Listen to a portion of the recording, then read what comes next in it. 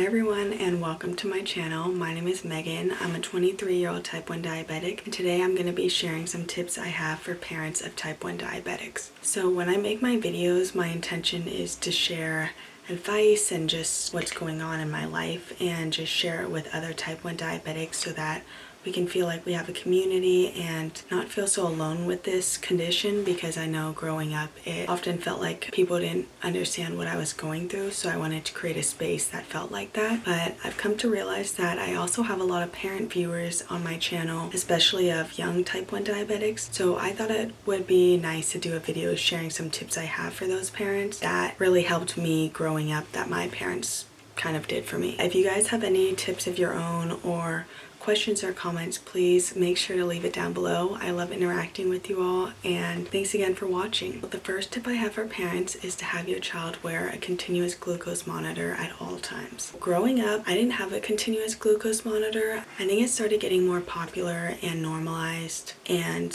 just common around when I was in high school, but it wasn't that developed when I was in elementary and middle school. Now that that's a resource, I would highly recommend to all parents to have your kids wear that at all times and track them at all times.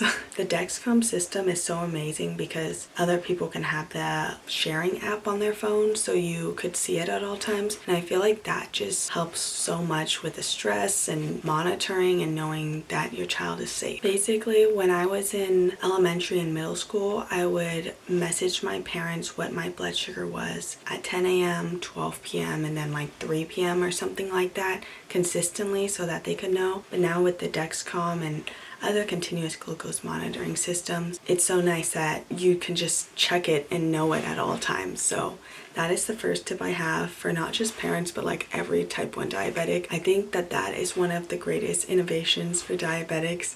My fingers are not pricked at all anymore. I remember growing up, it was just like always so calloused because I would test 8 to 10 to 15 times a day, you know, depending on the day.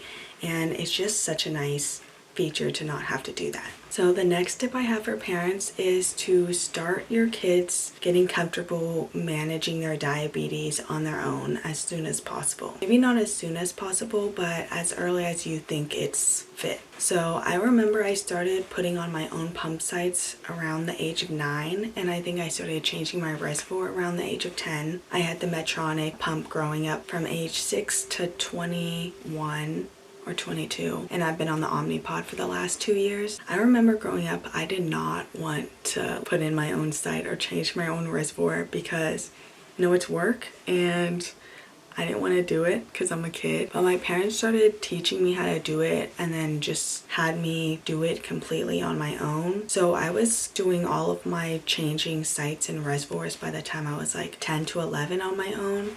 And I think doing that really forced me to like take accountability and start managing my diabetes and feel like it's really my responsibility from a young age, because it can be easy for parents to want to take care of their kids and do the things for them, especially because you're watching your child go through this disease and you want to help them as much as you can. But I think that starting off doing that, and it never felt like forced to me by my parents, it was kind of just like, okay, we're gonna teach you how to do this, and then once I started doing it on my own, then, you know, I just started doing it on my own. Having that really helped me with responsibility, not just with diabetes, but just overall in life. Because that is one thing that I'm really grateful about for diabetes and this disease, is that it's forced me to be so responsible from a young age. Like having that accountability and testing my blood sugars, knowing my blood sugar levels, being responsible for my injections and my pump site changes, reservoir changes, you know, all of that really forces a kid to take on responsibility, and it's a big deal. So I think that that's one blessing that I see in diabetes, is that it forced me to be responsible from a young age. So I think taking advantage of that and then also teaching your kids early on that it's their responsibility really helps set them up for good diabetes management, in my opinion. Not that I'm the best diabetic manager, I'm definitely not at all, but I think that just knowing from a young age that I need to do these things and that it's really my condition and it's something I'm living with, so why wouldn't I be the one responsible for it really taught me early on. Another tip that I have is, I don't know if this is a tip, but something that helped my parents and me back then, like I said, was that I would text them multiple times throughout the day. So every day, because I didn't have the continuous glucose monitor, I would text them at 10 a.m., 12 p.m., and then I think like 3 p.m. or something like that in elementary school. So they got me a little phone that could text. iPhones weren't even like really a thing until my middle school years, I think. So nobody really had an iPhone. No kids had a phone or anything like that. So I was always the only kid in the class with a little phone to text my parents when I was like in 4th and 5th and 6th grade. I don't know if that's as necessary anymore, especially with the continuous glucose monitor, and I'm sure most kids probably have phones now. The tip that I would have with that is to take advantage of technology and like resources like that to help you stay connected with your child and their diabetes. So it might look different nowadays, like I said, because they don't need to text you all the time, but take advantage of those, Dexcom apps and have them keep in touch with you or have some kind of routine if that's what makes you and them comfortable. But kind of set up something so that they're responsible for their diabetes, but then you can also, you're a constant resource and you're constantly, obviously you're the one watching them and taking care of their diabetes, but you want them to feel like they are accountable as well, I guess, is the biggest thing. Another tip I have that really helped me, because growing up, people I felt like never understood what type 1 diabetes was or is. I think that there's stigma. I don't know about stigma, but it's just like people assume that diabetes is the unhealthy disease or that you've eaten too much. I think maybe in recent years and just more awareness has been brought to diabetes and more people understand, but I don't know if that's just me surrounding myself with people who do because they've known me growing up and things like that, or if people are starting to understand it more. Something I felt really frustrated with as a kid was that people thought that I had it because I was unhealthy or something. So in elementary school, my dad would come in like once every other year or something, maybe once a year, and just come and talk to my class for half an hour or however long it was, and explain what type 1 diabetes was. That helped me a lot because I felt like just putting it out there and explaining it, I really appreciated that. Of course, you should talk to your child and see what they would like, but I felt like as a kid, I didn't really know how to explain what type 1 diabetes is, and I still don't, honestly.